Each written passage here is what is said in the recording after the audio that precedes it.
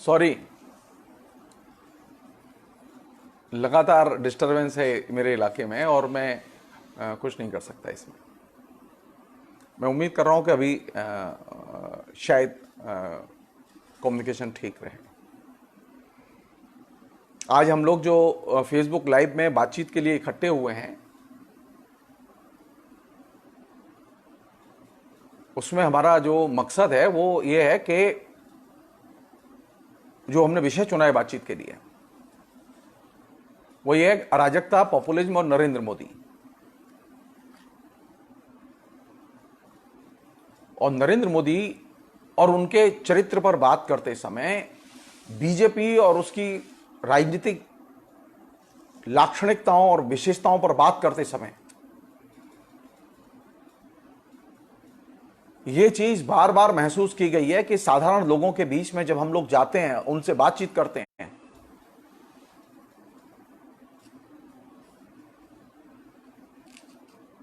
तो अनेक बार हम लोग अपने को असहाय महसूस करते हैं कि हम साधारण आदमी को कन्विंस नहीं कर पा रहे हैं। खासतौर पर जो सामान्य शिक्षित लोग हैं, उनका एक बड़ा हिस्सा अभी भी बीजेपी के और नरेंद्र मोदी के व्यक्तित्व के प्रभाव में है। अभी इस समय हमारे सामने 3 बड़े चैलेंज हैं और खासतौर पर जो बिहार के साथी हैं उनके सामने तो और भी बड़ा चैलेंज है। मतलब ये 3 के अलावा वो 3 चैलेंज कौन से हैं? वो 3 चैलेंज हैं। इसमें सबसे बड़ा चैलेंज ये है कि जो कोरोना और उसका संक्रमण है, उस महामारी का जो असर है नीचे जनता के जीवन पर, स्वास्थ्य पे, पहला चैलेंज ये है। दूसरा चैलेंज है कि ये जो पूरी की पूरी अर्थव्यवस्था एक सिरे से बर्बाद कर दी गई है। तकरीबन 15 करोड़ से ज्यादा लोग बेरोजगार हो गए हैं, हजारों उद्योग धंधे बंद हो गए हैं, पूरी की पूरी अर्थव्यवस्था एकदम ठप हो गई है। भयानक गरीबी और भूखमरी तेजी से बढ़ रही है। दूसरा ये बहुत बड़ा चैलेंज है। और तीसरा बड़ा चैलेंज है कि मीडिया का बहुत हैवी प्रोपेगेंडा हम सबके बीच में है और ये प्रोपेगेंडा हमें किसी भी विषय पर टिककर बात करने नहीं देता, किसी भी विषय पर टिककर सोचने नहीं देता। और चौथा और बिहार के लिहाज से पहला जो राजनीतिक चैलेंज है वो आने वाले विधानसभा के चुनाव। आने वाले विधानसभा के चुनाव को किसी भी तरह कम करके नहीं देखा जाना चाहिए।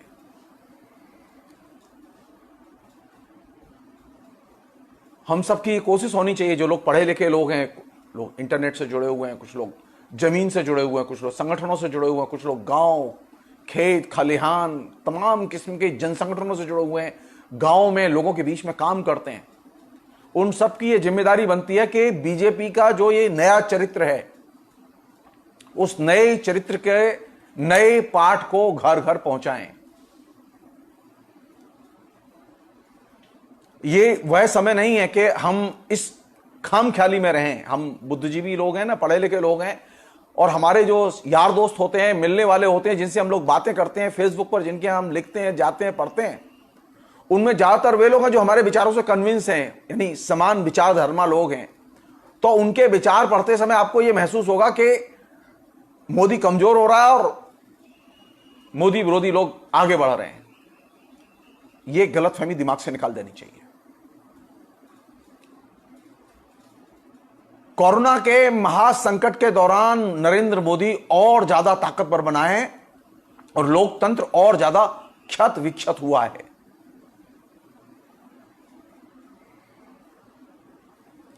यह भ्रम नहीं होना चाहिए।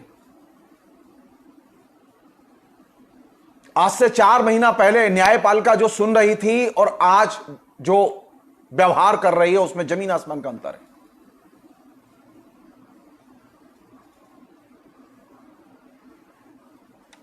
लॉकडाउन के पहले आप सारे देश में नए नागरिकता कानून के खिलाफ में सारे देश में आंदोलन कर रही थी जनता, लाखों लोग निकले उसमें।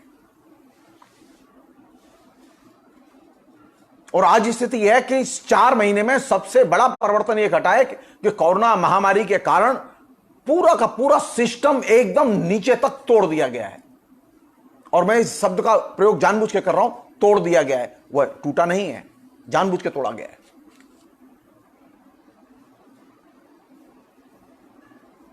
नरेंद्र मोदी जो बार बार एक शब्द का प्रयोग करते हैं ना कि ये जो आपदा है इसे नई संभावनाओं में बदलना होगा। नई संभावनाओं की जब नरेंद्र मोदी बात करते हैं तो उनके दिमाग में ये होता है कि कैसे लोकतंत्र की जो बची खुची जो मान्यताएं हैं, नीतियां हैं, नियम हैं, तरीके हैं, उनको कैसे ध्वस्त किया जाए।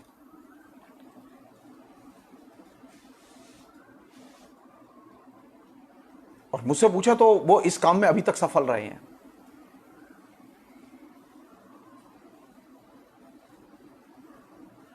आप सोचिए इस बात पर, लाखों लोग अपने घरों को लौटे, एकदम तबाही में लौटे। कई करोड़ लोग हैं वो जो घरों को लौटे हैं। साउथ में लोग अपने घरों को लौटे, नॉर्थ में लोग अपने घरों को लौटे, जो शहरों में काम करने के लिए जा चुके थे वो अपने घरों को लौट कर आए और बहुत ही विपत्ति में लौट कर आए हैं, बेहद तकलीफ में लौट कर आए हैं। नरेंद्र मोदी और उनकी पूरी की पूरी मीडिया टीम ने बड़े कौशल के साथ करोड़ों लोगों के दुख, दर्द और त्रासदी को आपके जेहन में प्रवेश नहीं करने दिया है।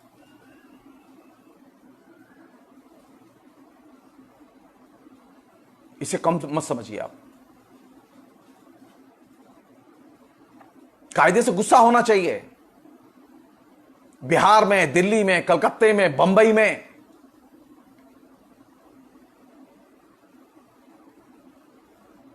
लोगों के अंदर गुस्सा होना चाहिए, लेकिन गुस्सा नहीं है। लोग अभी जान बचाने में लगे हुए हैं। किसी तरह ट्रेन मिल जाए, किसी तरह बस मिल जाए, किसी तरह ट्रक मिल जाए, जो भी सवारी मिल जाए, किसी तरह घर की तरफ भागो।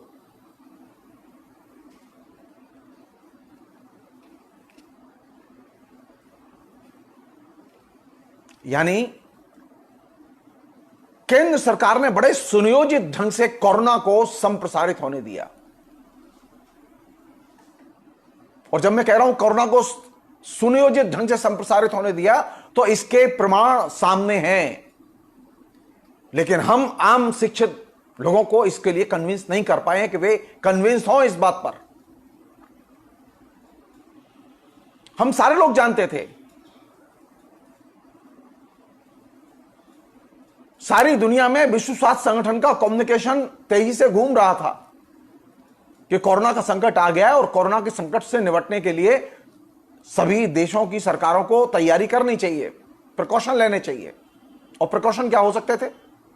पहला प्रिकॉशन तो यही हो सकता था कि जो लोग विदेश से आ रहे हैं उनको एयरपोर्ट पर ही रोका जाए और क्वारंटाइन सेंटर्स में भेजा जाए।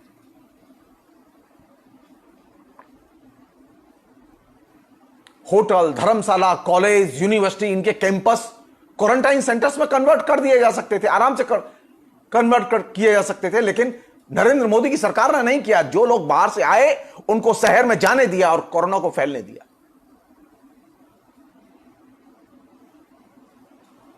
तो कोरोना जितना फैलेगा, नरेंद्र मोदी का शासन उतना ही ताकतवर बनेगा, उतना ही मजबूत बनेगा। शाहीन बाग आंदोलन से जो एकजुटता की भावना जो आम जनता में दिखाई दी थी, लोकतंत्र की रक्षा के लिए जो एक आंदोलन शुरू हुआ था, उस पूरे के पूरे आंदोलन को एकदम बुलडोज करने के लिए कोरोना की घटना का सबसे पहले दुरुपयोग किया गया।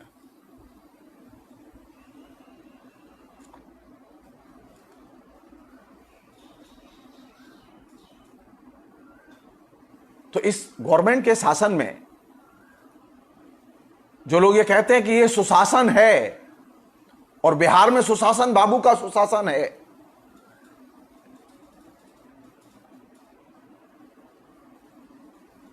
मैं एक सवाल पूछना चाहता हूं सारे लोगों से। आप भी अपने यहां सभी लोगों से एक सवाल पूछिए कि बिहार की सरकार बताए कि उसने कितने कोरोना के मरीज खोजे। मोदी सरकार बताए कि उसने कितने कोरोना के मरीज खोजे। पिछले 4 महीने में मोदी सरकार ने 2 मरीज नहीं खोजे।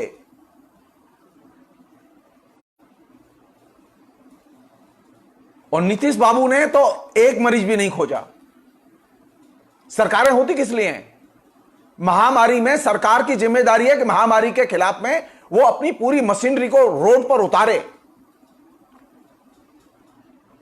साधारण आदमी जानता था इस बात को कि कोरोना के पेशेंट विदेश से आ रहे हैं। कोरोना कोई बीमारी भारत में पैदा हुई बीमारी नहीं है कि गंदगी से पैदा हो गई, कि धूल से पैदा हो गई, कि प्रदूषण से पैदा हो गई। कोरोना की बीमारी वायरस विदेश से आया और वो हवाई जहाज पर सवार होकर आया। और हवाई जहाज के और एयरपोर्ट के रखरखाव की, संचालन की, नियंत्रण की, जाने आने वालों की सबकी जिम्मेदारी और निगरानी केंद्र सरकार के हाथ में। केंद्र सरकार चाहती तो बहुत आसानी से जो भी लोग, करीब 15-16 लाख लोग जो विदेश से आए थे लॉकडाउन शुरू होने के पहले, उन 15-16 लाख लोगों को वो आराम से क्वारंटाइन सेंटर्स में रख के उनका इलाज करके, उनकी देखभाल करके, उनको बाकायदा 14 दिन बाद अपने घर भेज सकती थी। और इससे 135 करोड़ लोग देश के बच जाते। आज स्थिति क्या है? आज स्थिति है कि हिंदुस्तान के हर इलाके में कोरोना के पेशेंट हैं। सभी प्रमुख राज्यों में लगातार लोग मर रहे हैं और लगातार सैकड़ों नए केस आ रहे हैं।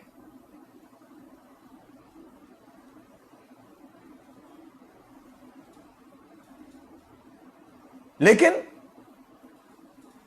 केंद्र सरकार ने एक भी व्यक्ति को क्वारंटाइन सेंटर भेजा ही नहीं।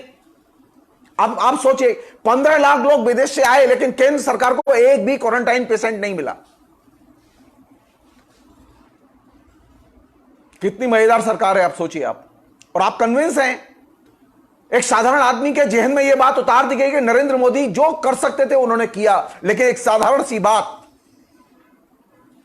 हमारे तमाम किस्म के जो इंटेलेक्चुअल्स हैं, बुद्धिजीवी हैं, वे लोग जनता के जहन में अभी तक उतार नहीं पाए कि नरेंद्र मोदी को सिर्फ एक काम करना था कि एयरपोर्ट पर जो लोग उतरे हैं जनवरी, फरवरी, मार्च, इन 3 महीने में, इनको वो क्वारंटाइन सेंटर्स भेज देते और वहां 14 दिन रख देते।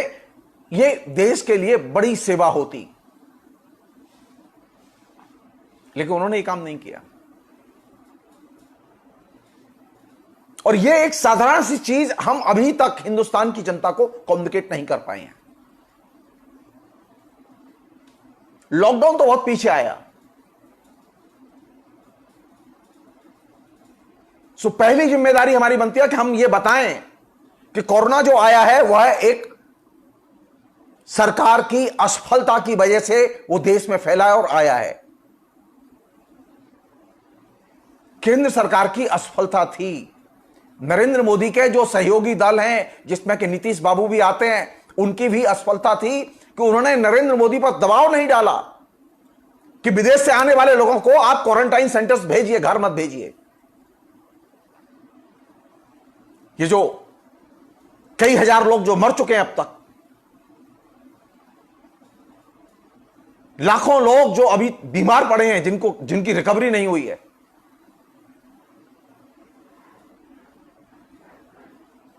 स्वस्थ नहीं हुए हैं वो लोग। मैं उस डिबेट में नहीं जाना चाहता कि कहां डेटा है, कैसे झूठे हैं, सच्चे। जो ये कह रहे हैं मैं सिर्फ उसी की बात कर रहा हूं। अगर 15,000 लोग मरे हैं कोरोना से तो इसकी जिम्मेदारी सिर्फ केंद्र सरकार की है और किसी की नहीं। क्यों? केंद्र सरकार ने अगर ये प्रिकॉशन, ये एहतियात बरती होती कि जो एयरपोर्ट पर उतरे उनको क्वारंटाइन सेंटर भेजा जाता, एक भी व्यक्ति नहीं मरता। और जो भी मरता वो उनमें से ही मरता जो विदेश से आए थे। जनता में यह बीमारी नहीं फैलती। तो हिंदुस्तान के गरीब लोगों को, मजदूरों को, मध्य वर्ग के लोगों को नरेंद्र मोदी ने अपने दूसरे इलेक्शन जीतने के बाद अपनी जो प्रशासनिक अक्षमता है उसका प्रदर्शन करते हुए कोरोना को पूरे देश में संप्रसारित होने दिया, जिससे कि वे एक नई संभावना और उसका दुरुपयोग कर सके। और नई संभावना क्या है? नई संभावना यह है कि आपकी रोटी रोजी छीनी जा चुकी है। 15 करोड़ लोगों की झटके में रोटी छीन ली गई। 7th पे कमीशन से जो एक सामान्य सी तनख्वाह बढ़ी थी, वो सामान्य सी तनख्वाह भी आपने एक झटके से वापस ले ली। महंगाई भत्ते में कटौती और दूसरी जो भत्ते थे उनमें कटौती।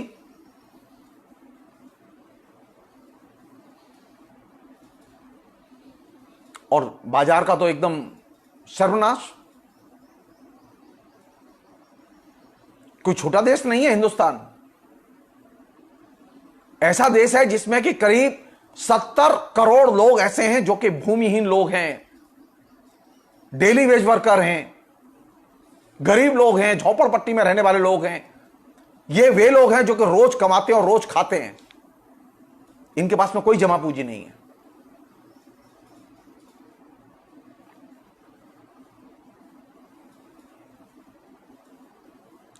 किस कंडीशन में देश? हिंदुस्तान आज एक सुव्यवस्थित लोकतंत्र की बजाय अराजक लोकतंत्र में कन्वर्ट कर दिया गया। यह 6 साल की सबसे बड़ी उपलब्धि है।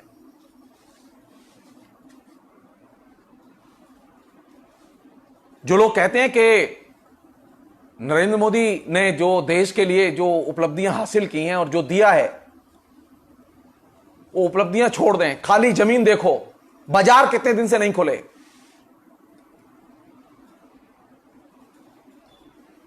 ये देखो कि आपके इलाके में, आपके मोहल्ले में, आपके आसपास के क्षेत्र में, गांव में फसलों की क्या हालत है, दुकान की क्या हालत है, दुकानदार की क्या हालत है, साधारण आदमी की क्या हालत है। क्या वहां लोग कुछ खरीद रहे हैं, बेच रहे हैं तो वो किस कंडीशन में है? आज स्थिति यह है कि जो ग्रेजुएट थे, जो नौकरी करते थे, जो पोस्ट ग्रेजुएट थे, जो इंजीनियर थे, वे सब्जी बेच रहे हैं। पूरा एजुकेशन का सिस्टम एकदम शट डाउन कर दिया गया है। लाखों कल कारखाने बंद पड़े हैं। लेकिन मोदी ताकतवर है, नीतीश उससे भी ज्यादा ताकतवर है। हमारे यहां अभी मुख्यमंत्री को या प्रधानमंत्री को इसके लिए ग्लानि नहीं होती, दुख नहीं होता, अफसोस नहीं होता, आंसू नहीं निकलते कि करोड़ों लोग पैदल लौटे हैं घर। करोड़ों लोग। हमारे यहां जजों के आंसू नहीं निकलते।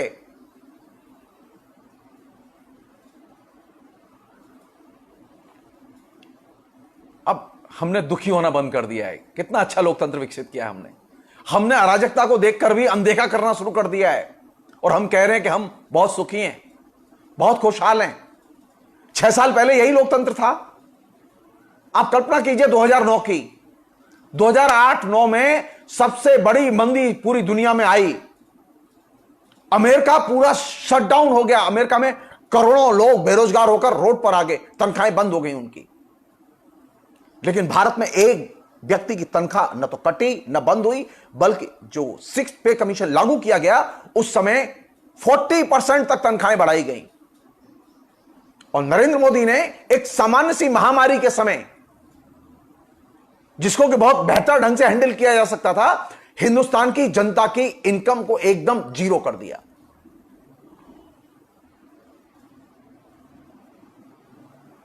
मनमोहन सिंह से हमारी आपत्तियां हो सकती हैं, अनेक दृष्टिकोणगत भिन्नताएं हो सकती हैं। मैंने स्वयं भी मनमोहन सिंह के बारे में अनेक चीजें लिखी, उनकी आलोचना भी की। लेकिन जिस तरह से उन्होंने 2009 की मंदी को, जिसमें कि सारी दुनिया में एकदम उद्योग धंधे चौपट हो गए थे, उसको उन्होंने डील किया और भारत में उद्योग धंधे बंद नहीं होने दिए, वो तो काबिल तारीफ काम था। भारत में कोरोना वायरस था ही नहीं। जो विदेश से लोग आए थे वो लोग क्वारंटाइन सेंटर भेजे जा सकते थे, उनको शहर में भेजने की जरूरत नहीं थी। लेकिन नरेंद्र मोदी ने जानबूझ के एक सुचिंतित नीति के तहत उन्हें शहर में जाने दिया, और यही कोरोना के लिए उनका सबसे बड़ा अपराध माना जा सकता है।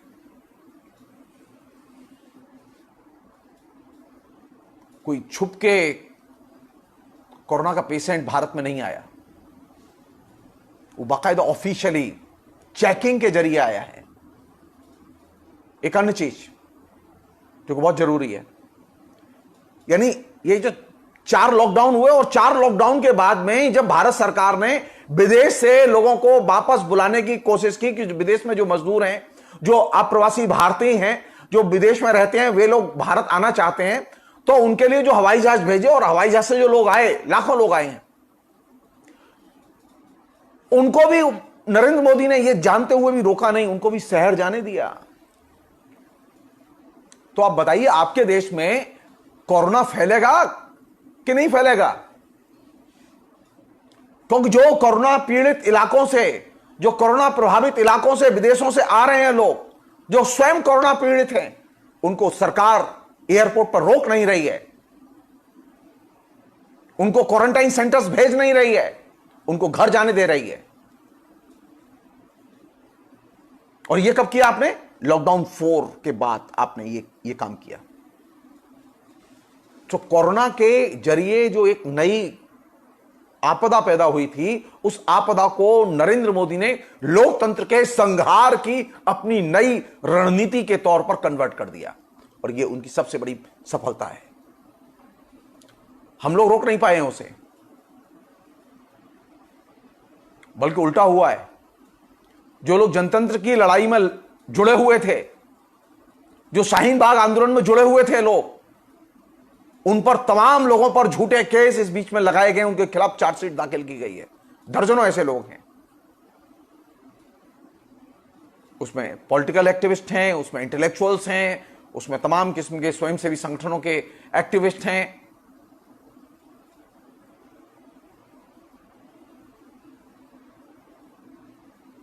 तो एक नई चीज पैदा हुई है जिसे कि अब हम अंडरलाइन करना चाहते हैं, वो ये कि नरेंद्र मोदी के पीरियड में लोकतंत्र का एक नया कंट्राडिक्शन, एक नया अंतर्विरोध पैदा हुआ है।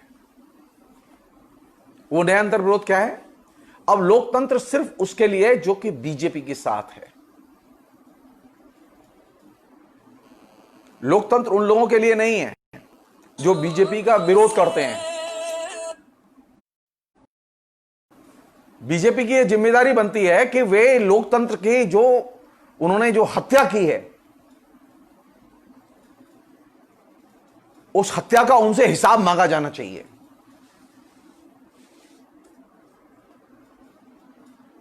आप कल्पना कीजिए कि एक जमाना था कि नीति की बात करते थे नीतीश कुमार,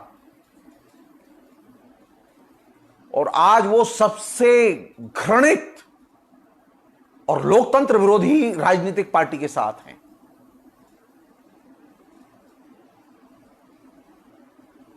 और यह अपने आप में चिंता की चीज है।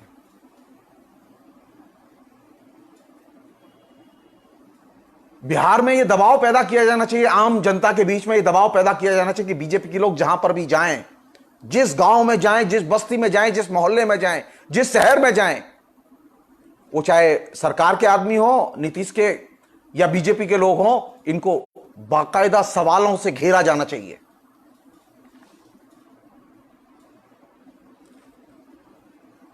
इनके कार्यक्रमों का बायकॉट किया जाना चाहिए। लोग सोचें, इस बात को समझें कि जनता को नर्क में डुबोया है तो हम इनकी बात नहीं सुनेंगे। आप अगर इनको प्रतिवाद के तौर पर सामने जनता को जागृत नहीं करेंगे तो आप तय मान लीजिए कि ये जनता को फिर मैनिपुलेट करेंगे। सो लोकतंत्र का नया अंतर्विरोध यह है जो कि बीजेपी ने तैयार किया कि लोकतंत्र सिर्फ अब बीजेपी और उसके सहयोगी दलों के लिए। और इसमें भी बहुत मजेदार चीज है।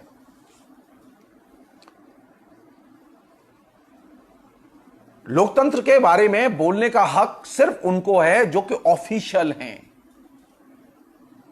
जो अनऑफिशियल हैं उनके पास बोलने का हक नहीं है। यानी बीजेपी में ऐसे लोग हैं, आरएसएस में भी ऐसे लोग हैं जिनके पास में बोलने का हक नहीं है। भारतीय मजदूर संघ उनमें से एक है, स्वदेशी जागरण मंच के लोग उनमें से एक हैं। ये ध्यान रखें हम लोग, उनके पास अब बोलने का हक नहीं है क्योंकि वे अनऑफिशियल हो गए हैं।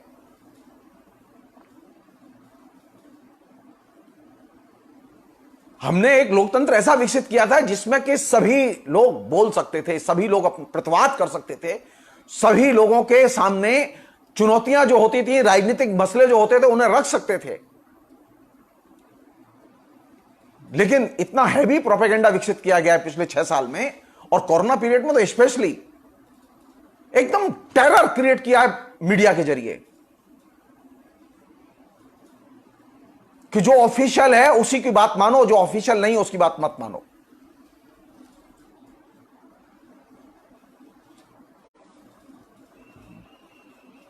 यानी जो ऑफिशियल है वो बतर्ज नरेंद्र मोदी वो सच बोल रहा है, जबकि वास्तविकता ये वो झूठ बोल रहा है, और जो अनऑफिशियल है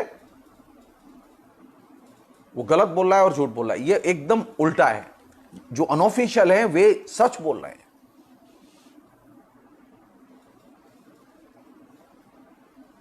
तो नरेंद्र मोदी ने एक पहला अंतर्विरोध जो नई संभावना पैदा की, वो ये पैदा की ऑफिशियल और अनऑफिशियल की। ऑफिशियल वे लोग हैं जो नरेंद्र मोदी के साथ हैं, नरेंद्र मोदी उन्हें पसंद करते हैं, नरेंद्र मोदी उनके बारे में उनकी प्रशंसा करते हैं, उनकी प्रशंसा से खुश होते हैं। और अनऑफिशियल कौन लोग हैं? जो आलोचना करते हैं, और जो ज्यादा तीखी आलोचना करते हैं उनके लिए 2 रास्ते हैं। एक रास्ता तो यह है कि उन्हें आतंकवाद विरोधी कानून के तहत हमेशा के लिए जेल में डाल दिया जाए, और दूसरा रास्ता यह है कि उनको FIR करके मुकदमों में उलझा दिया जाए। यानी आतंकवाद विरोधी कानून या फिर लीगल टेररिज्म, कानूनी आतंकवाद, इन 2 चीजों का सुचिंतित ढंग से नरेंद्र मोदी और उनके साथ जुड़ा हुआ जो पॉलिटिकल नेटवर्क है वो इसका इस्तेमाल कर रहा है। आपको जान के आश्चर्य होगा कि नागरिकता विरोधी जो नया नागरिकता विरोधी कानून आया था, उस नागरिकता विरोधी कानून का विरोध करते हुए देश में कई 100 लोगों को, तकरीबन 150 से अधिक लोगों के खिलाफ तो अकेले आसाम में ही राष्ट्रद्रोह के मुकदमे उनके ऊपर लगाए गए, सिर्फ विरोध करने पर। और शाहीन बाग आंदोलन में जो लोग शामिल रहे हैं, जिन्होंने शाहीन बाग आंदोलन का समर्थन किया है, उन पर दंगे का बहाना लेके झूठे केस लगाए गए, और उसी राष्ट्रद्रोह के मुकदमा भी है उसमें आतंकवाद विरोधी कानून के तहत भी मुकदमा है उसमें, और ऐसे कड़ी धाराएं लगाई दी गई हैं जिसमें कि उसकी कभी जमानत न हो सके।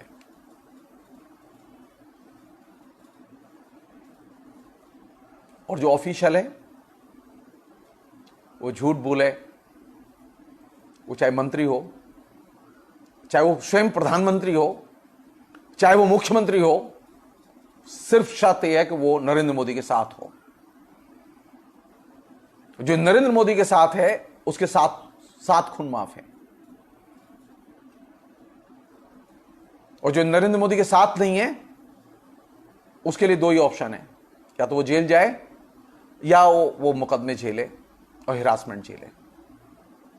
और अगर आप किसी से कुछ बोलते हैं कि नरेंद्र मोदी गलत कर रहा है, तो वो कहते हैं कि हिम्मत है तो केस कर दो जाके। पहले लोकतंत्र में यह होता था कि लोग राजनीतिक विवाद करते थे, राजनीतिक विवाद करके लोगों के बीच में राजनीति ले जाते थे। लेकिन अब राजनीतिक विवाद नहीं, बल्कि राजनीतिक संघार, एक नई रणनीति अपनाई गई है कि सिर्फ ऑफिशियल चीजें देखने दो, ऑफिशियल चीजें सुनने दो, और जो अनऑफिशियल है उसे छुपा के रखो, देखने मत दो।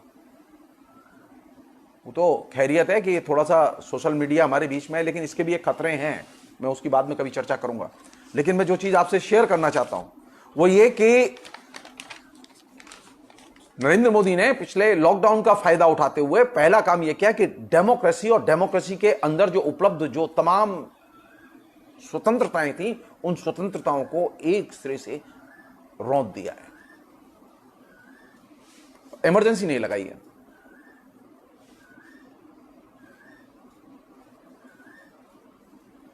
ये आपदा प्रबंधन कानून जिसके तहत ये लॉकडाउन लागू किया गया, और जिसके तहत अभी बहुत सारी सुविधाएं और असुविधाएं हमारे बीच में आ रही हैं, ये आपदा प्रबंधन कानून में ये साफ व्यवस्था है कि आप सरकार के खिलाफ बोल नहीं सकते, चाहे तो सरकार आपको खींच सकती है, आपके खिलाफ केस कर सकती है।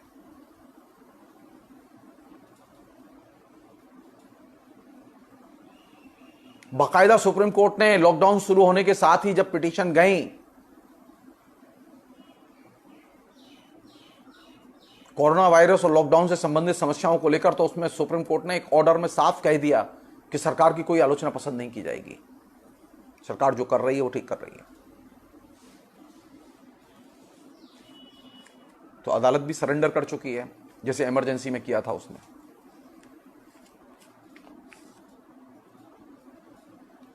और किया क्या है, इस बीच में जो सबसे भ्रष्ट किस्म के जो लोग हो सकते हैं, मिडिल क्लास के, व्यापारियों में, तमाम किस्म के कारखानेदारों में, तमाम किस्म के कॉन्ट्रैक्टर्स,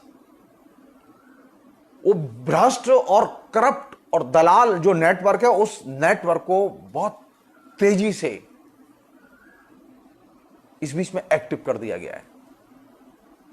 वो एक्टिव पहले भी थे, उन्हीं के बलबूते पर ये सरकार चल रही है, लेकिन कोरोना के क्राइसिस के पीरियड में वे लोग और ज्यादा ताकतवर बने हैं।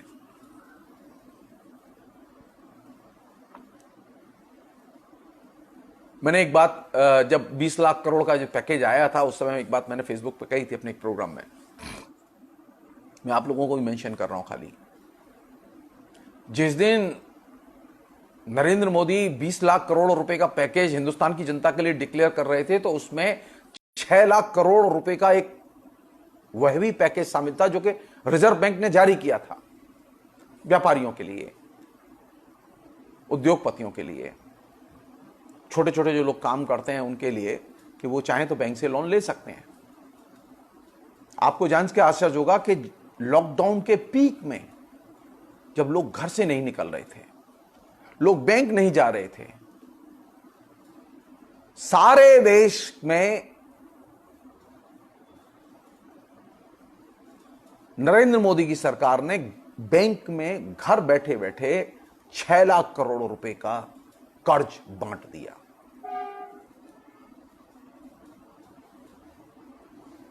हिंदुस्तान के किसी भी अखबार ने खबर नहीं छापी, न इंडियन एक्सप्रेस ने छापी, न हिंदू ने छापी, न इकोनॉमिक टाइम्स ने छापी, न बिजनेस स्टैंडर्ड ने छापी, न एनडीटीवी ने बताई। एकमात्र इंडियन एक्सप्रेस के न्यू इंडियन एक्सप्रेस एडिशन जो साउथ में निकलता है, उसके बिजनेस पेज पर यह खबर आई।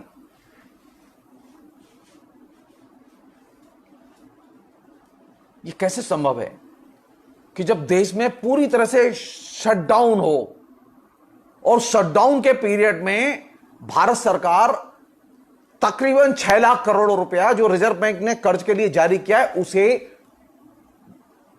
जब लोग घर में बंद हों, कारखाने बंद हों, लोग घर से निकलते ना हो, घर बैठे बैठे ये कर्ज कैसे बांट सकती है? एक नई पीढ़ी पैदा हुई है, कर्जखोर पीढ़ी। इसमें अरबपति लोग भी शामिल हैं, उसमें मिडिल क्लास के लोग भी शामिल हैं। वह पीढ़ी हमारे आपके बीच में, हर शहर में उस पीढ़ी के लोग मौजूद हैं, और वो इस बीजेपी की और नरेंद्र मोदी की सरकार के एक तरह से एजेंट के तौर पर जनता के बीच में काम कर रहे हैं। हमने कभी सोचा ही नहीं कि नरेंद्र मोदी ने पिछले 6 साल के शासन में कौन सी चीज सबसे ज्यादा विकसित की है और समृद्ध की है। वह एकदम करप्ट लोगों का एकदम राष्ट्रीय नेटवर्क तैयार कर दिया उसने, और दावा यह कि मैं करप्शन नहीं करता। और आज स्थिति क्या है? आज स्थिति ये जो 6 लाख करोड़ जिसकी मैं आपसे चर्चा कर रहा हूं, ये लॉकडाउन पीरियड में बांटा गया है, और लॉकडाउन पीरियड में बांटने के बाद में वो कहीं धंधा दिखाई नहीं दे रहा है, आपको पता ही नहीं चलेगा कहां गया वो पैसा, क्योंकि अभी तो कोई कारोबार शुरू ही नहीं हुआ। तो अब नया संकट क्या आने वाला है आपके सामने? ऑलरेडी हम नोटबंदी की वजह से अर्थव्यवस्था में गंभीर आर्थिक संकट देख रहे थे और झेल रहे थे। लेकिन कोरोना पीरियड में यह संकट और ज्यादा गहरा हुआ पूरी की पूरी अर्थव्यवस्था के चौपट होने की वजह से। और ये जो 6 लाख करोड़ रुपया बैंक रिजर्व बैंक ने बांट दिया विभिन्न बैंकों के जरिए, तो इसने इस जो आर्थिक संकट था उसको और गहरा कर दिया। तो ऊपर की लेयर में जो अपर मिडिल क्लास के लोग हैं, दलाल लोग हैं, इंडस्ट्रियलिस्ट हैं, ये सारे के सारे अचानक लॉकडाउन में जब लोगों की इनकम गायब है, इनकी इनकम अप कर गई। और अब कैसे कर गई आप यहां से समझ लीजिए। मुकेश अंबानी के रिलायंस उद्योग को 28% मुनाफा हुआ है। और मार्केट में उसकी ताकत देखिए। रिलायंस ने इसी बीच में 1.5 लाख करोड़ के करीब रुपया निवेश के लिए अपने जियो में मोबिलाइज भी कर लिया सारी दुनिया से।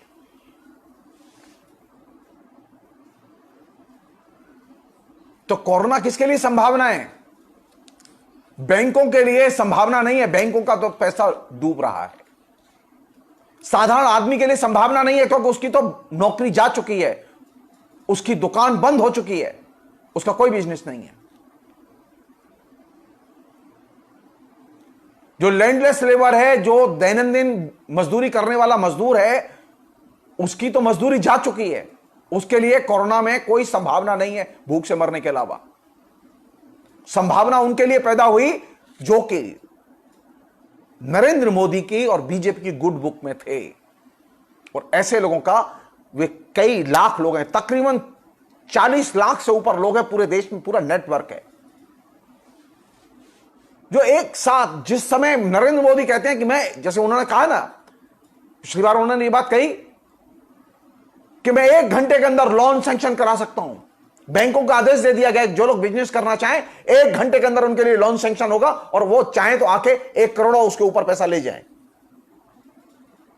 लोग गए, 1 घंटे के अंदर लोन सैंक्शन हुए और जितने लोन सैंक्शन हुए वो सारा का सारा पैसा डूब गया और किसी ने कोई धंधा नहीं खोला और वो सारा का सारा पैसा एनपीए में डाल दिया गया। और ठीक यही चीज जो लॉकडाउन में जो 6 लाख करोड़ रुपया जो लोन दिया गया है उसके साथ भी यही होने वाला है। यह भी अब एनपीए में डाल दिया जाएगा, यानी नॉन परफॉर्मिंग एसेट्स में डाल दिया जाएगा। यानी अब यह धन बैंक कभी वसूल नहीं कर सकते। तो नरेंद्र मोदी की पहली सफलता क्या थी कि नरेंद्र मोदी ने पूरे देश में कोरोना के बहाने अराजकता पैदा कर दी।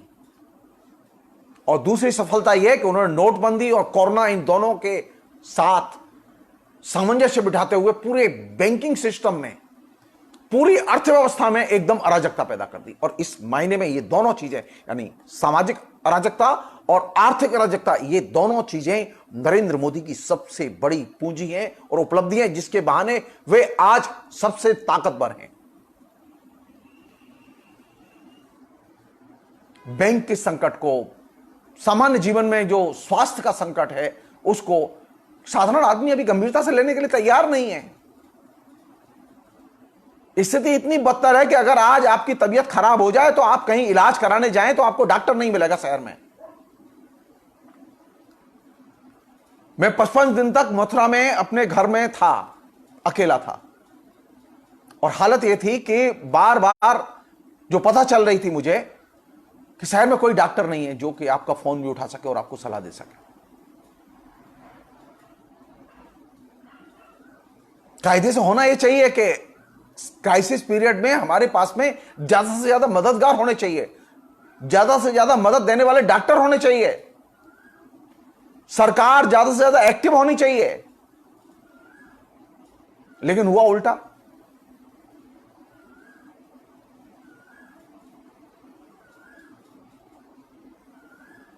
थर्ड चीज जिसने कि इस पूरे, यानी संभावनाएं किसके लिए हैं? नरेंद्र मोदी ने जो सामाजिक आर्थिक अराजकता पैदा की, उस सामाजिक आर्थिक अराजकता में एक कदम वो आगे गए कि जो 20 लाख करोड़ का जो पैकेज उन्होंने डिक्लेयर किया, उस 20 लाख करोड़ के पैकेज में उन्होंने 9 बड़े उद्योगों को जो सरकारी संरक्षण में थे जो सरकारी क्षेत्र में थे, पब्लिक सेक्टर में थे, उनको पूरी तरह से लिबरलाइज करके निजी क्षेत्र के हवाले कर दिया।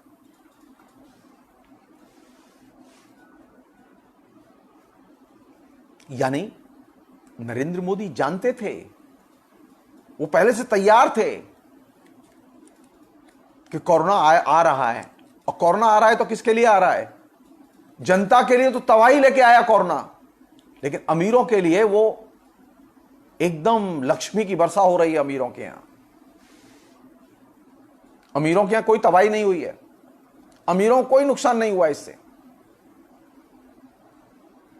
न इंडस्ट्रियलिस्ट को नुकसान हुआ है, न टेलीकम्युनिकेशन के लिए कोई नुकसान हुआ है। इनके लिए तो एकदम कुंभ का मेला है ये, इस समय तो जश्न का समय है।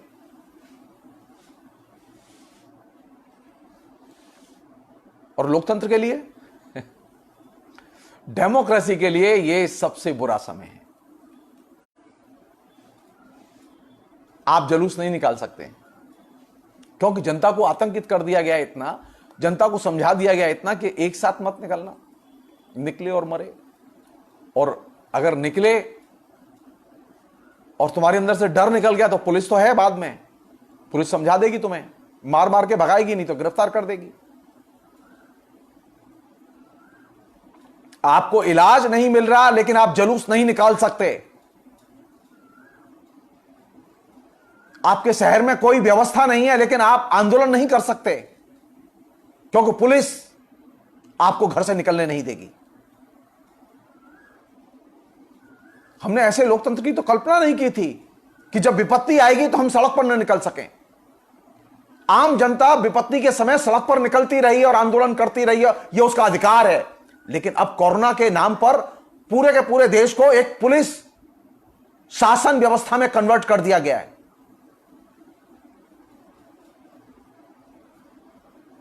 आप आंदोलन नहीं कर सकते। आंदोलन करेंगे तो आपके ऊपर मुकदमे होंगे और आपकी गिरफ्तारियां होंगी, हिरासमेंट होगा। तो लोकतंत्र के लिए क्या खैरात लेकर आए आप? जीते थे नरेंद्र मोदी लोकतंत्र के बल पर, जनता के वोटों से जीत कर गए थे। नीतीश कुमार जीत कर गए थे जनता के वोटों के बल पर, लेकिन जनता के लिए खैरात में क्या दिया आपने? पुलिस तंत्र, पुलिस की लाठियां, गिरफ्तारियां, झूठे केस। सबसे ज्यादा झूठे केस और सबसे ज्यादा फाइन कोरोना के पीरियड में वसूल किए गए हैं लोगों से। लोगों की विपत्ति होगी, परेशानी होगी, लोग निकल के जाएंगे और निकल के जाएंगे तो वो कहेंगे आपने नियम तोड़ा है, तो आपके ऊपर एफआईआर होगी। अकेले दिल्ली में लॉकडाउन 2 तक अकेले दिल्ली में 70,000 से अधिक लोगों के खिलाफ एफआईआर दर्ज हुई।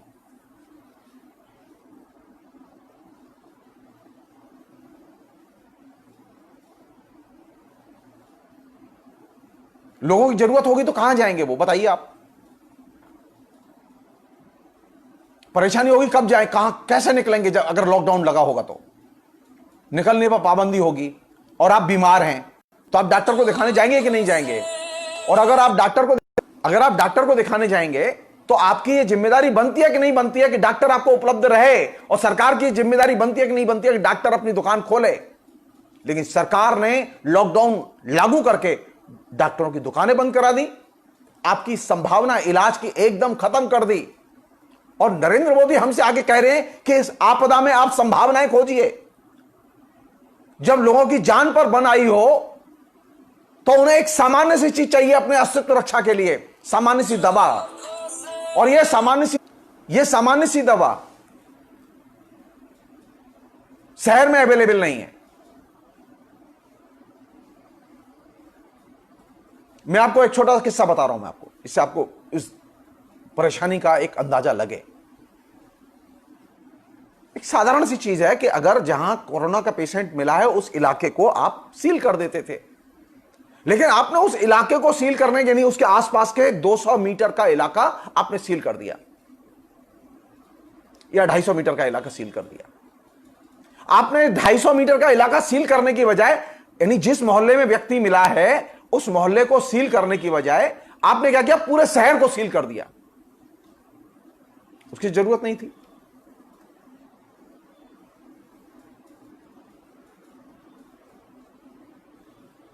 ठंडे दिमाग से सोचिए आप कि कोरोना का पेशेंट मिला त्रिवेंद्रम में,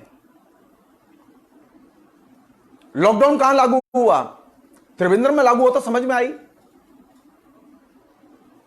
लॉकडाउन लागू हुआ पूरे देश में। पूरे देश में कोरोना के पेशेंट ही नहीं थे, लेकिन पूरे देश में कोरोना के नाम पर लॉकडाउन लागू कर दिया गया। और लॉकडाउन लागू करते समय एक मिनट के लिए भी प्रधानमंत्री ने नहीं सोचा कि लोगों को क्या असुविधा होगी।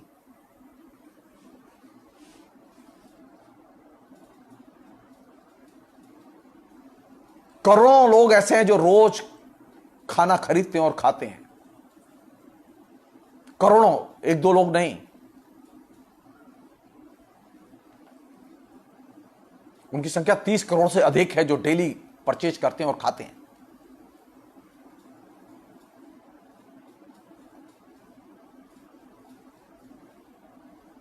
तो लॉकडाउन किसके लिए संभावना लेकर आया? नरेंद्र मोदी के लिए दमन की अनंत संभावनाओं को लेकर आया और जनता के लिए उत्पीड़ित होकर जीने की अनंत संभावनाओं को लेकर आया। और यह बहुत बड़ा पैराडाइम शिफ्ट है, इसे समझने की जरूरत है।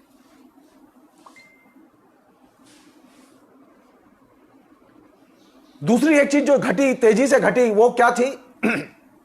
कोरोना के पीरियड में मजदूर परेशान है कि उनकी रोटी रोजी छिन गई, उनके अस्तित्व का प्रश्न है, वे घर लौटना चाहते हैं, लेकिन उन्हें आपने कोई व्यवस्था नहीं की, उन्होंने कोई प्रतिवाद भी नहीं किया, कोई जुलूस नहीं निकाले, वो सीधे पैदल चल दिए। लेकिन आप पैदल भी नहीं चलने देना चाहते थे, तो आपने बजाय इसके कि मजदूरों की आप मदद करते, आपने उल्टा काम किया। एक तरफ मजदूरों की रोटी रोजी छीनी, दूसरी तरफ श्रम कानूनों को बीजेपी के द्वारा संचालित 4 राज्य सरकारों ने अगले कई वर्षों के लिए स्थगित कर दिया। यानी उनके मजदूरों के अधिकार भी छीन लिए, कानून जो उनके संरक्षण के लिए बने थे वो भी छीन लिए। छोटा सा उदाहरण दे रहा हूं जिससे आप बात समझ सकें। दिल्ली में जो तमाम किस्म के जो मीडिया के ऑफिस हैं, घराने हैं, उनके जो हेडक्वार्टर्स हैं, बड़े दफ्तर हैं, वो सारे के सारे नोएडा में हैं, जो कि यूपी में आता है। अब यूपी में अगर अखबार का दफ्तर है तो वहां यूपी सरकार के श्रम कानून लागू होंगे, लेकिन यूपी में योगी आदित्यनाथ की सरकार ने तो श्रम कानूनों को 3 साल के लिए, 4 साल के लिए स्थगित कर दिया है। तो अब जो नौकरी से लोग निकाले जा रहे हैं उनके ऊपर उनको कोई कानूनी मदद और संरक्षण नहीं है। सीधे वो जा रहे हैं और उनको एक दिन में पता चलता है कि नौकरी से निकाल दिया गया, नोटिस दिया, निकाल दिया गया।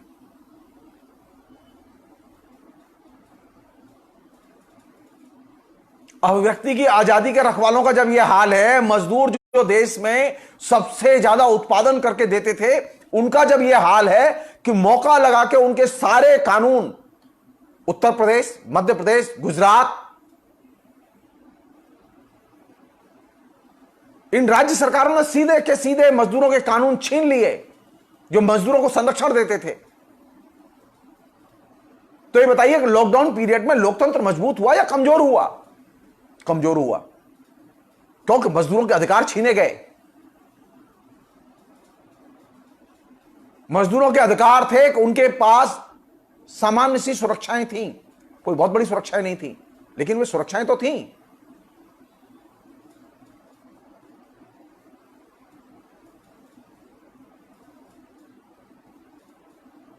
हमारे एक फेसबुक में मित्र हैं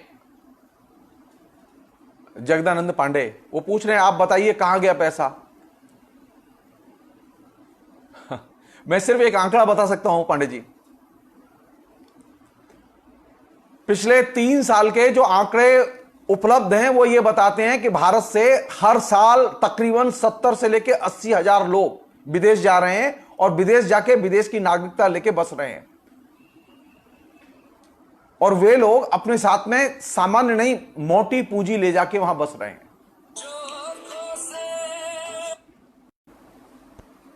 वे लगातार ये कोशिश कर रहे हैं कि यहां से जो पैसा जा सके बाहर जाए। सो हमारे यहां एक नया जो वर्ग पैदा हुआ है वो ये बैंकों से कर्ज ले रहा है। विभिन्न बहानों से कर्ज ले रहा है, लेकिन वो पैसा कहीं और निवेश कर रहा है और कहीं और ले जा रहा है, और वो पैसा उसमें बहुत बड़ा हिस्सा विदेश जा रहा है।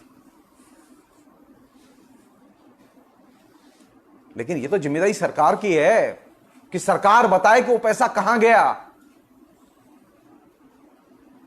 जो नॉन परफॉर्मिंग एसेट्स के नाम पर या बैंकों से कर्ज के नाम पर जो पैसा दिया गया, वो पैसा कहां गया, वो कहां निवेश हुआ, सरकार क्यों नहीं बताती इस बात को?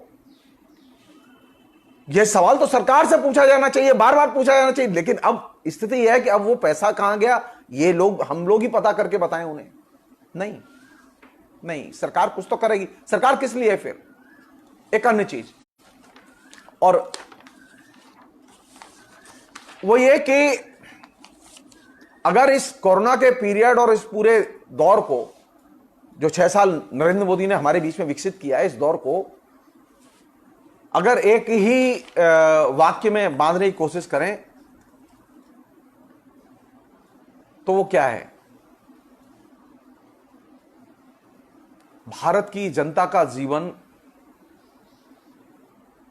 झूठ या असत्य में डूबा हुआ जीवन है।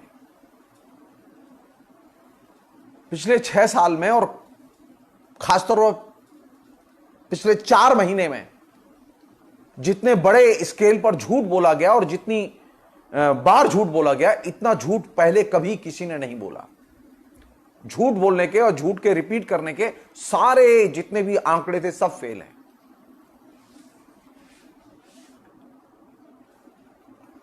और जब सरकार झूठ के प्रोपेगेंडा पर चलने लगे, तो उसका पहला लक्षण यह है, जो कि दिखाई देता है, जब सरकार झूठ का सहारा लेती है और झूठ का प्रचार करती है, वो चाहे लद्दाख का प्रसंग हो, चाहे वो कोरोना का प्रसंग हो, चाहे वो बैंकों से कर्ज का प्रसंग हो, या नोटबंदी का प्रसंग हो, या जीएसटी का प्रसंग हो, इन सब में झूठ बोला गया।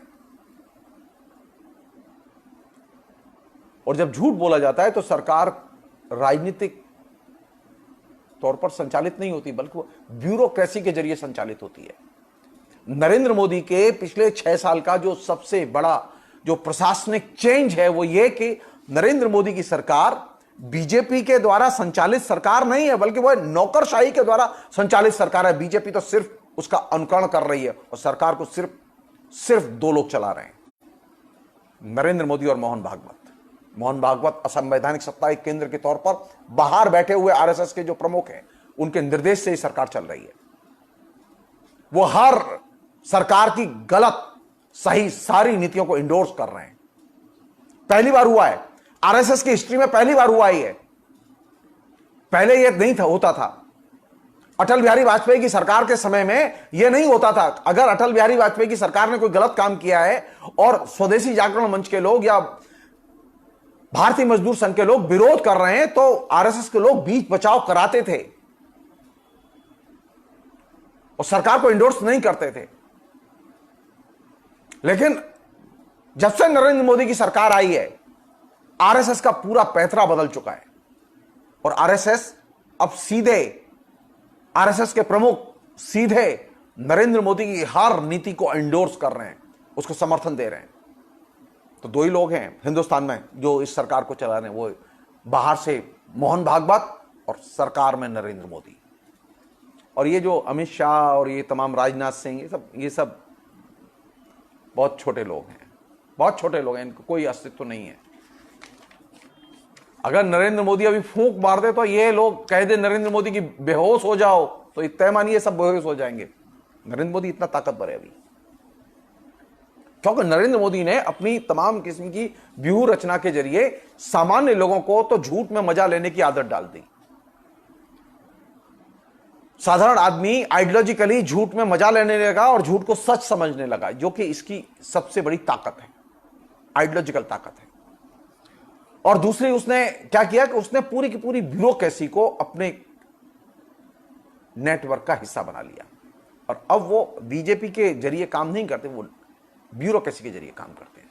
तो असत्य के आधार पर चलने वाली सरकार ब्यूरोक्रेसी पर निर्भर होती है, और ब्यूरोक्रेसी के जरिए ही चलती है, वो राजनीतिक दल के जरिए नहीं चलती। और यही वजह है कि अब ब्यूरोक्रेसी के, अब सोचिए आप, अब यहां से देखिए, अब प्रियंका गांधी ने कोई बयान दिया, प्रियंका गांधी के बयान देने के बाद में ये नेचुरल है कि प्रियंका गांधी बयान दे तो बीजेपी के नेता उसका विरोध करें, ये स्वाभाविक है। लेकिन ऐसा नहीं होता, होता यह है कि बीजेपी के नेता विरोध करें इसके पहले ही आगरा का डीएम नोटिस भेजता है। इसे कहते हैं ब्यूरोक्रेसी। अगर कोई गलती होती है किसी विपक्ष के नेता के जरिए तो पहला काम क्या होता है, एक एफआईआर दर्ज होती है, और एक एफआईआर दर्ज होते ही एक केस दर्ज होता है, और केस होते ही सारे काम दूसरे लोग करने लगते हैं। बीजेपी बीच में नहीं आती।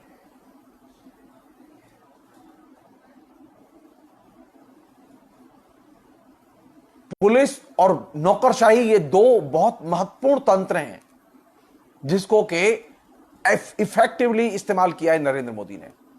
अपने इस झूठ के जीवन को सारी जनता के जीवन में कन्वर्ट कर दिया है। और हम अब जो झूठ है अब उसमें मजा लेने लगे हैं, हमें रस आने लगा है। और जब झूठ के आधार पर जनता आनंद लेने लगे तो इसमें कैजुअलिटी किसकी होगी? इसमें कैजुअलिटी सूचनाओं की होगी, ज्ञान की होगी, नॉलेज की होगी। तो अब झूठ में जब जीने लगेंगे आप तो आप सूचना विपन्न बनेंगे। तो नरेंद्र मोदी के आने के बाद में समाज में सूचना विपन्नता बढ़ी है, सूचना संपन्न नहीं बने हैं। मोबाइल का एक्सपेंशन हुआ है, जियो का एक्सपेंशन हुआ है, तमाम किस्म के और चीजों का एक्सपेंशन हुआ है, लेकिन हम सूचना की दृष्टि से और ज्यादा दरिद्र बने। हमारे पास कम से कम जानकारी है। मसलन मैं ये नहीं जानता कि इस बीच में कितने लोग कोरोना से मरे और कोरोना के कौन से लक्षण थे। देखिए, कोरोना के वही लक्षण नहीं है जो चाइना में है। कोरोना के चाइना में जो लोग कोरोना से संक्रमित होकर मरे उनके लक्षण अलग हैं। जो अमेरिका में कोरोना से प्रभावित होकर मर रहे हैं उनके लक्षण अलग हैं। लेकिन हम भारत में ये जानते ही नहीं है कि अमेरिका से कोरोना के कैसे पेशेंट आए हैं, मिडिल ईस्ट से कैसे पेशेंट आए हैं, उनके लक्षण क्या हैं, तुर्की से कैसे पेशेंट आए हैं, इटली से कैसे पेशेंट आए हैं, इनके कोई लाक्षणिक भिन्नता है कि नहीं है। आप जाइए इंटरनेट पर, आपको प्रत्येक देश में अलग अलग किस्म की कैटेगरीज में कोरोना के पेशेंट और उनकी लाक्षणिक भिन्नताओं का आपको रेफरेंस मिलेगा, डाटा मिलेगा। लेकिन भारत में कोरोना के पेशेंट का कोई भी लाक्षणिक डाटा आपको नहीं मिलेगा।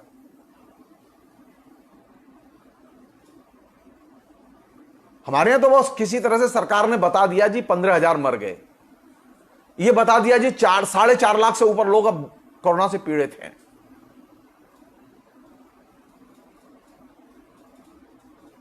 हमारे यहां कोई सूचना देने की, सूचना पाने की न तो इच्छा है, न ललक है, न चेतना है।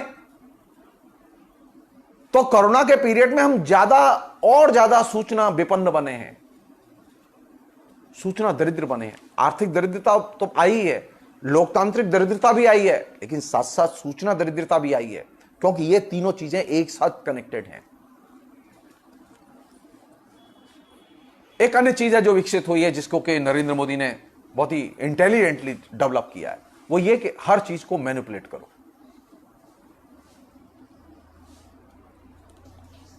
और हर क्षेत्र के बारे में मिस इंफॉर्मेशन और डिस इंफॉर्मेशन कैंपेन चलाओ।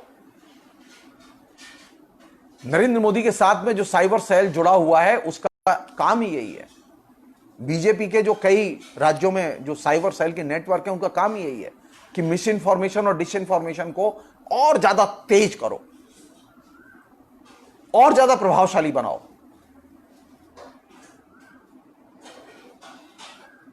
होना उल्टा चाहिए था। आपके पास में ताकत है, आपके पास में बढ़िया टीम है, तो आप लोगों को ज्यादा से ज्यादा सूचना संपन्न बनाते, नॉलेज देते, ज्ञानी बीजेपी के कार्यकर्ता तैयार करते, ज्ञानी आरएसएस के कार्यकर्ता तैयार करते। लेकिन नहीं, उल्टा हुआ है। अज्ञानी बीजेपी के कार्यकर्ता तैयार किए गए और अज्ञानी ही आरएसएस के कार्यकर्ता तैयार किए गए। और जाहिर है कि इसका असर जनता पर भी पड़ रहा है, तो अज्ञानी जनता भी तैयार की गई है। और ये अज्ञानी जो जनता है, अज्ञानी जो बीजेपी का कार्यकर्ता है या आरएसएस का कार्यकर्ता है, इसकी स्थिति इतनी बदतर है कि ये जानता ही नहीं है।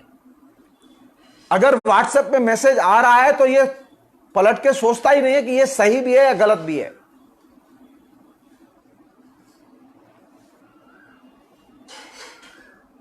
मैं एक छोटी सी चीज आपको शेयर कर रहा हूं।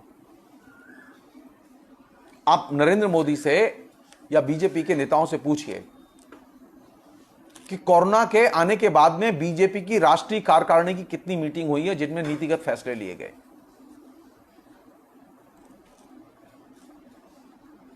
बीजेपी की राष्ट्रीय कार्यकारिणी की कोई मीटिंग नहीं हुई है। नरेंद्र मोदी ने बिना कैबिनेट की परमिशन लिए सीधे सीधे लॉकडाउन डिक्लेयर कर दिया था।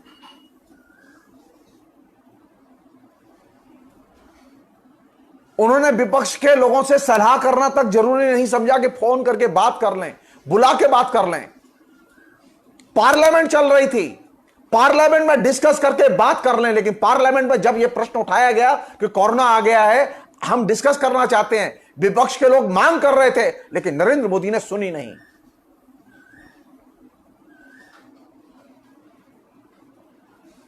न राज्यसभा में बात करने दी कोरोना के बारे में, न लोकसभा में बात करने दी।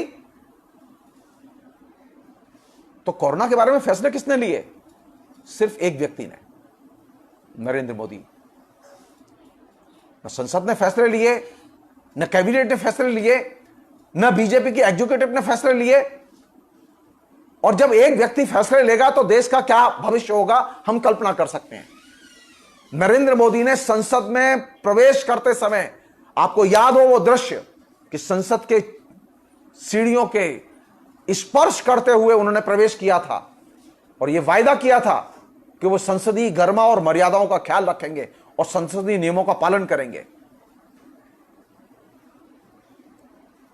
लेकिन अफसोस की बात है कि नरेंद्र मोदी ने पिछले जितने भी फैसले लिए, नीतिगत फैसले जिनको वो अपनी बहुत बड़ी उपलब्धि बताते हैं, वे सारे के सारे फैसले नियम तोड़ कर लिए।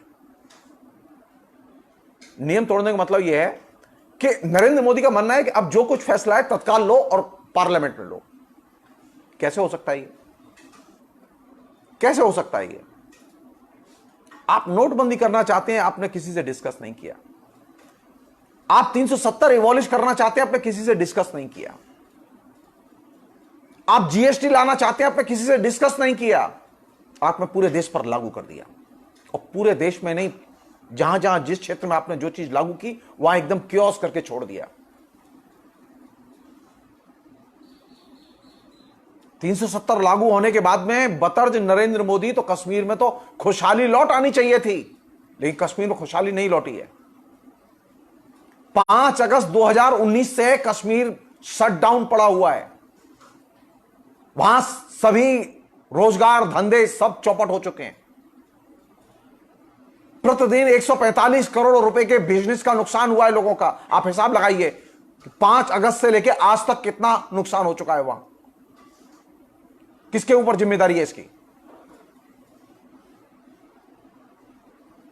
किसकी जिम्मेदारी है ये? आपने वायदा किया था कि 370 हटा देंगे, और 370 हटाने के बाद में वहां नॉर्मल सी लौट आएगी, लेकिन उल्टा हुआ। वह नॉर्मल सी नहीं लौटी।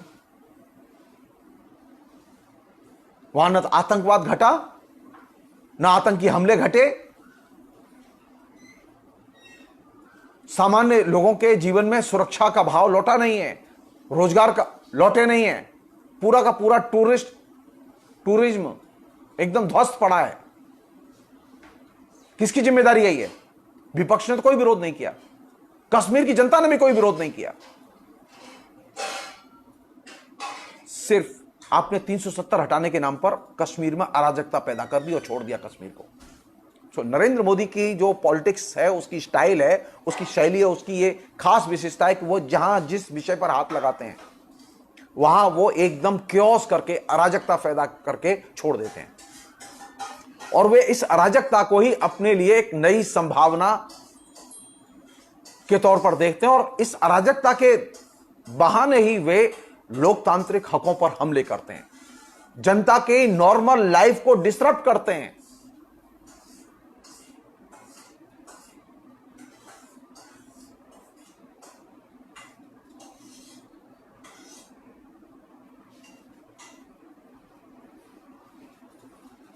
नॉर्मल लाइफ को जब आप डिस्टर्ब करते हैं तो आप देश के साथ में जो आपने वायदा किया था कि देश को हम सुचारू रूप से चलाएंगे, तो आपने सुचारू रूप से चलाने की बजाय तो देश को एकदम अस्त व्यस्त कर दिया।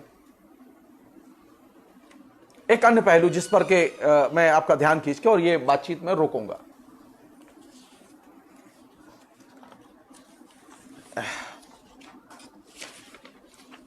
पिछले दिनों ये सच है कि आम लोगों में ये जो हिंदूकरण की भावना तेज हुई है, ये आखिरी बात है। ये अचानक हर व्यक्ति के अंदर से एक हिंदू जाग उठा है।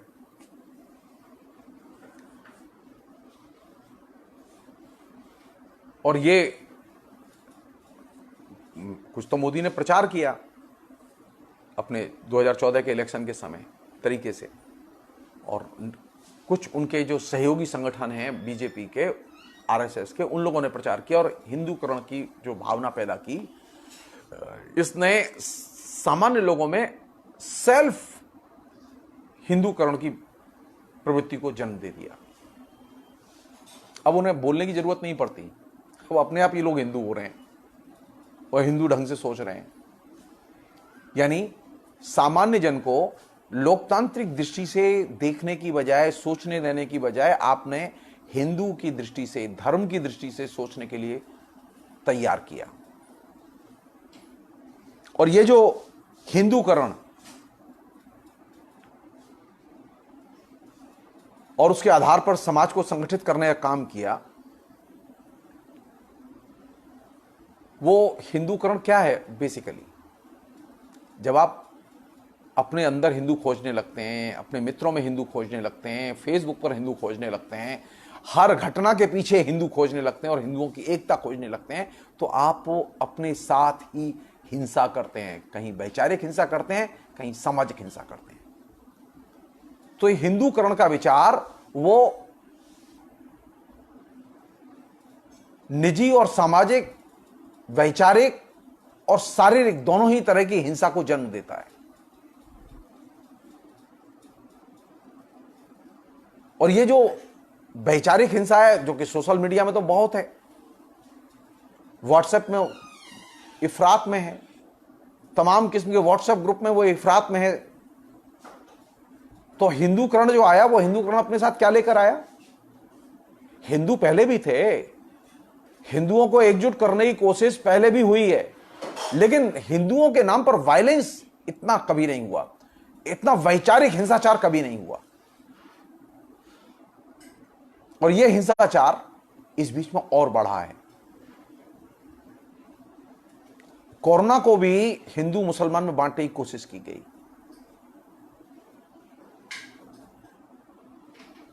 सब लोग जानते हैं तबलीगी जमात वाले प्रसंग को। तो ये जो हिंदूकरण है, हिंदूकरण के नाम पर समाज में किस चीज को प्रश्रय मिला? आइडियोलॉजिकली कौन सी चीज पैदा हुई? Self violence. जब आप हिंदू बनने जाते हैं और हिंदू बनाने जाते हैं, हिंदू की तरह सोचने जाते हैं, हिंदू की तरह देखना शुरू करते हैं, तो आप वायलेंस, वायलेंस और सिर्फ वायलेंस पैदा करते हैं अपने मन के अंदर, अपने दिमाग के अंदर, लोगों के विचारों के अंदर, और समाज में फिजिकल वायलेंस को आप मदद करते हैं। और यही वह प्रक्रिया है जिसने कि नरेंद्र मोदी को और ज्यादा हिंदुत्व की तरफ ठेला है, तैयार किया है उसके लिए।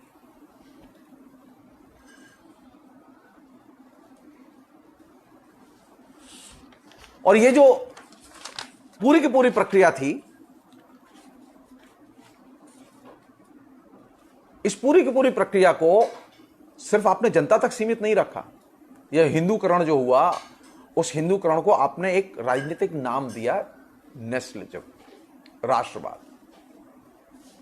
और इस राष्ट्रवाद को जब आपने प्रचारित किया तो इसके टारगेट पर रखा, इसके लक्ष्य पर जनता तो थी, लेकिन इसके लक्ष्य पर खास तौर पर सैन्य बल, अर्धसैन्य बल।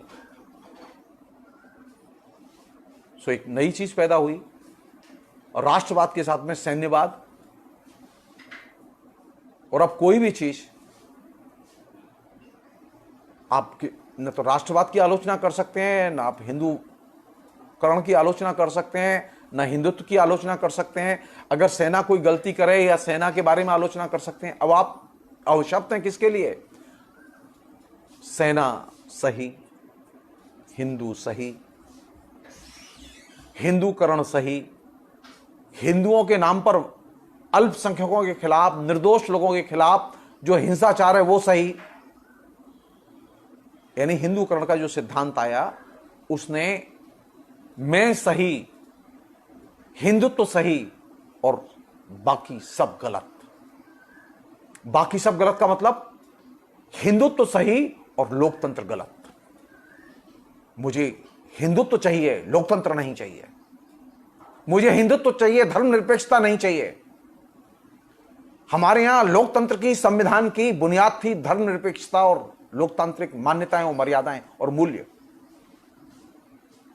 तो हिंदुत्व के नाम पर इन तीनों चीजों को, यानी संविधान, लोकतंत्र और धर्मनिरपेक्षता, इन तीनों चीजों को एक सिरे से रौंदा गया और हाशिए पर डाल दिया गया। और अब ताकतवर कौन है? हिंदुत्व और हिंदुत्व के रखवाले। कल तक 2014 के पहले तक हिंदुस्तान में लोकतंत्र ताकतवर हुआ करता था, संविधान ताकतवर हुआ करता था, संवैधानिक संस्थाएं ताकतवर हुआ करती थीं। लेकिन पिछले 6 साल का जो सबसे बड़ा जो परिवर्तन है वो ये कि अब हिंदुत्व और हिंदूकरण सबसे ताकतवर प्रक्रिया है। और इसकी जड़ें कितनी खोखली हैं।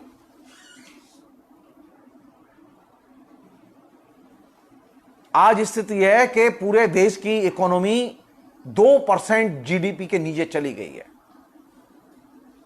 तो आप जितना हिंदूकरण कीजिएगा और आप जितना हिंदू की दृष्टि से और हिंदू के नजरिए से हिंदुस्तान को बनाने की कोशिश कीजिएगा, आप तय मानिए उतना ही आप सेल्फ वायलेंस के शिकार बनेंगे, इकोनॉमी के सेल्फ डिस्ट्रक्शन के शिकार बनेंगे। यानी आप देश की उतनी ही ज्यादा क्षति करेंगे। तो हिंदूकरण का विचार सामाजिक विभाजन का विचार है, वो सामाजिक एकीकरण का विचार नहीं है। हिंदूकरण का विचार भारतीय अर्थव्यवस्था को ध्वस्त करने का विचार है। और ये पिछले 6 साल के अनुभव ने यह चीज पुष्ट की है।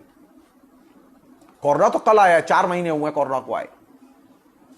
इंडियन इकोनॉमी तो नोटबंदी के साथ ही जय श्री राम करके ध्वस्त कर दी गई, रिकवरी नहीं हुई है उसकी। सारे के सारे लोग जो हिंदूकरण की प्रक्रिया से जुड़े हुए लोग हैं, वे बाजार की, उद्योग की, बेरोजगारों की, खेतिहर मजदूरों की, नौजवानों की, शिक्षा संस्थानों की तबाही को देखने के लिए तैयार नहीं है। उनकी नजर में सिर्फ एक ही चीज है, एक ही नशा है, वो हिंदुत्व का नशा। और ये बहुत खतरनाक चीज है, ये बहुत खतरनाक चीज है। हिंदुत्व तो रहे विचारधारा के तौर पर कोई दिक्कत नहीं है, लेकिन वह एक अफीम के नशे में कन्वर्ट हो जाए, ये तो बहुत खतरनाक बात है।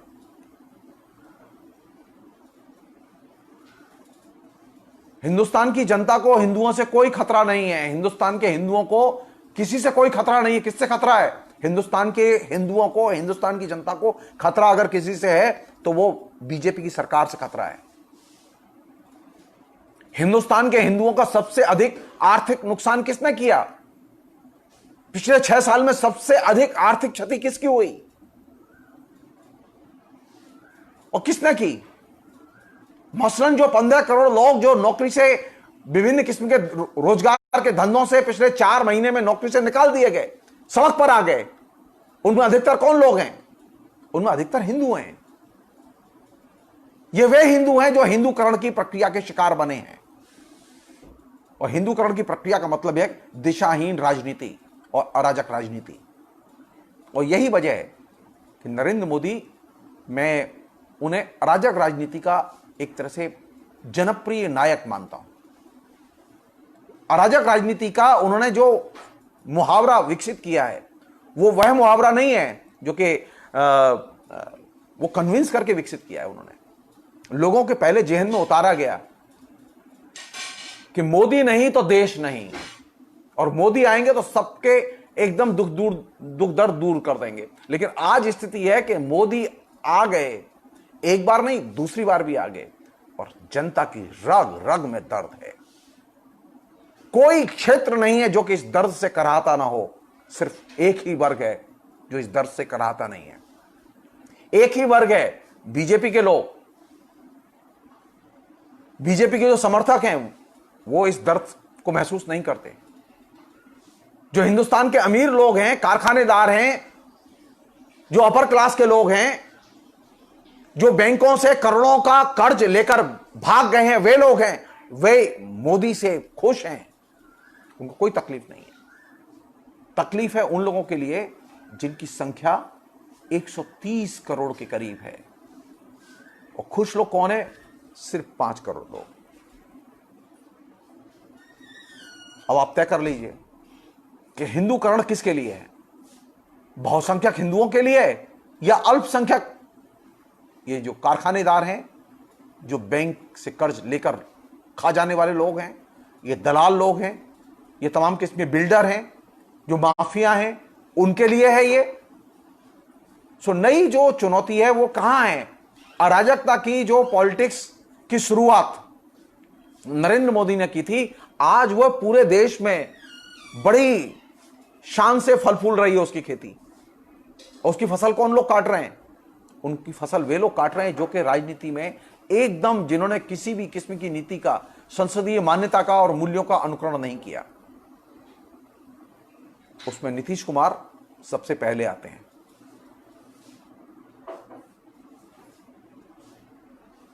उसमें उत्तर प्रदेश के मुख्यमंत्री दूसरे नंबर पर आते हैं।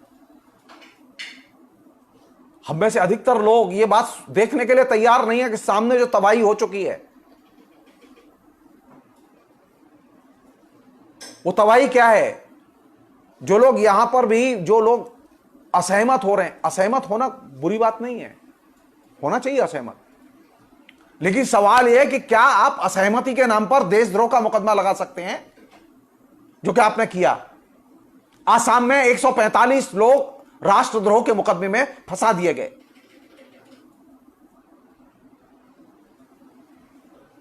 जो लोग दिल्ली में दंगों में शामिल नहीं थे, जिनको कोई लेना देना नहीं था, जो सबसे बड़ी चिंता की चीज है,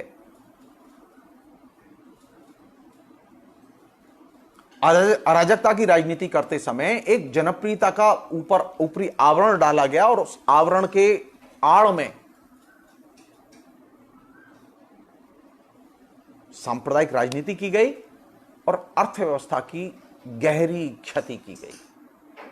और नटशेल में यही नरेंद्र मोदी की सबसे बड़ी उपलब्धि है। इसीलिए मैंने कहा था कि नरेंद्र मोदी और भारतीय जनता पार्टी भारतीय समाज के लिए और भारतीय राजनीति के लिए कैंसर हैं। ये जब तक रहेंगे, आप तय मानिए, आप इसी तरह लुटते रहेंगे और पिटते रहेंगे। हम लोग बोलेंगे, कोई सुनेगा नहीं हमारी, कोई मानेगा नहीं। क्योंकि एक जमाने में हिटलर जब तक पूरी दुनिया में विध्वंस नहीं कर दिया और जर्मनी की जनता का पूरा सर्वनाश नहीं कर दिया, जर्मनी में कोई युद्ध में झोंकने के बावजूद भी जर्मनी की जनता स्वीकार करने के लिए तैयार नहीं थी कि हिटलर गलत है। नरेंद्र मोदी ने प्रोपेगेंडा का जो नशा सामान्य लोगों में, जो शिक्षित लोग हैं, अशिक्षित लोग हैं, उनमें जो उसका असर छोड़ा है, वो असर बहुत खतरनाक है। और उस असर को तोड़ने का एक ही तरीका है, एक ही तरीका है, लोगों के बीच में जाएं, लोगों से बात करें, लोगों को समझाएं कि आप लोग बीजेपी की रैली में मत जाओ, आप लोग बीजेपी की बात मत मानो, जो सामने देख रहे हो उसे मानो। सामने क्या दिखाई दे रहा है? सामने दिखाई दे रहा है कि आपके मोहल्ले की दुकान पिछले 3 महीने से नहीं खुली। सामने दिखाई दे रहा है कि आपके मोहल्ले में जो कपड़े की दुकान है, उसका दुकानदार पिछले 3 महीने से कोई बिजनेस नहीं कर पाया है। ये जानो, ये भूल जाओ कि व्हाट्सएप में बीजेपी ने क्या मैसेज दिया है, ये भूल जाओ कि नरेंद्र मोदी क्या कहते हैं। इसलिए नरेंद्र मोदी जब बोलें, नीतीश कुमार जब बोलें, तो स्विच ऑफ कर दो। जनता ने प्रतिवाद किया था फ्रांस में, टेलीविजन के स्विच ऑफ कर दिए गए। आप टेलीविजन के स्विच ऑफ कर दीजिए जब नरेंद्र मोदी बोलते हो, तो नरेंद्र मोदी की सबसे बड़ी पराजय होगी। नरेंद्र मोदी के मीडिया की स्विच जब तक आप ऑन करके देखते रहेंगे, आप तय मानिए, जब तक आप उसके यूट्यूब में वीडियो देखते रहेंगे, आप तय मानिए नरेंद्र मोदी आपका पीछा नहीं छोड़ेगा। नरेंद्र मोदी से बचने का एक ही तरीका है, नरेंद्र मोदी की वेबसाइट पर जाना बंद कर दो। नरेंद्र मोदी के विचारों से बचने का सबसे अच्छा तरीका है कि व्हाट्सएप यूनिवर्सिटी के मैसेज को आप रिसीव ही ना करें। आप देखिए, आप ये सामान्य सी चीजें लागू करके देखिए, आप कितनी चैन से रहते हैं और नरेंद्र मोदी को कितनी बेचैनी होती है। नरेंद्र मोदी को बेचैनी कब होती है? जब नरेंद्र मोदी को कोई नहीं देखता। आप जब देखते हैं तो आपके अंदर बेचैनी आ जाती है। नरेंद्र मोदी मस्त है, आपकी कोशिश यह होनी चाहिए नरेंद्र मोदी बेचैन हो, उसकी मस्ती गायब हो जाए। और उसकी मस्ती गायब करने के लिए जरूरी है कि नरेंद्र मोदी का हर स्तर पर प्रतिवाद किया जाए। और प्रतिवाद क्या है? स्विच ऑफ और स्विच ऑन। नरेंद्र मोदी बोलेंगे तो स्विच ऑफ रहेंगे, और जनता के प्रतिनिधि जब बोलेंगे तो स्विच ऑन रहेंगे। बीजेपी के लोग जब घर आएंगे आपसे वोट मांगने के लिए, कहने के लिए, मिलने के लिए, तो आप कहिए कि हमें नहीं मिलना, हमें नहीं सुनना।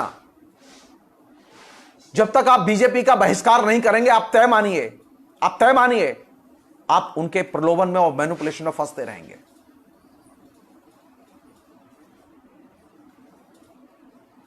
आपने परख के देख लिया है, 6 साल हो गए हैं।